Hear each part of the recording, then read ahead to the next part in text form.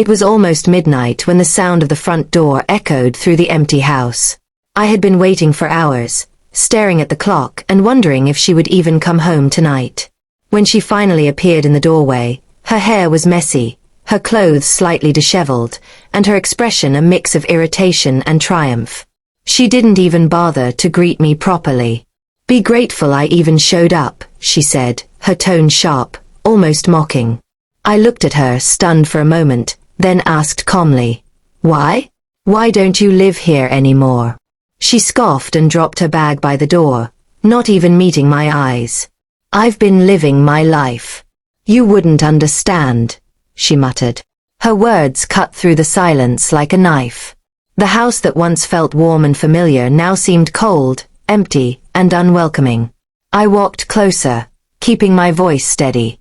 "I understand plenty. I just don't understand why you treat this place as if it's not your home." She laughed bitterly. "Home? This isn't home. It hasn't been for a long time. Maybe I should have left years ago."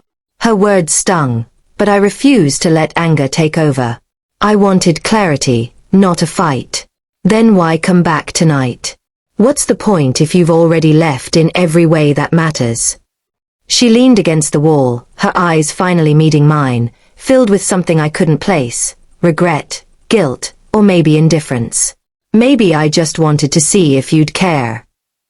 I shook my head slowly. "Care? I always cared. But caring doesn't mean I accept being treated like a stranger in my own home." The tension between us was thick, and the ticking of the wall clock sounded louder than ever. She didn't respond immediately, just looked away, as if avoiding the truth. I took a deep breath. You don't just walk in and expect gratitude. You don't just show up when it suits you. That's not how this works. Her face softened slightly, but the walls between us remained intact. I didn't know how else to come back. Everything's so broken between us. Broken. I repeated. You made it that way. Not me. Not by staying or leaving, but by pretending you were still here when you weren't. She sank into a chair, silence stretching between us. "I guess I wanted to feel like I still mattered," she admitted quietly. "And you think showing up once in a while changes the years you've been absent?" I asked, my voice quiet but firm. She shook her head, tears threatening to fall. I just didn't know how to fix it." "Fix it?" I echoed. "Some things can't be fixed by just showing up. They require presence, commitment, and honesty." Her shoulders slumped, and for a moment, she seemed like the woman I once loved, vulnerable and lost. But the reality of our distance was undeniable. "I can't pretend everything is fine anymore," I said. "You've made your choice. I've made mine. Living like strangers under the same roof isn't life."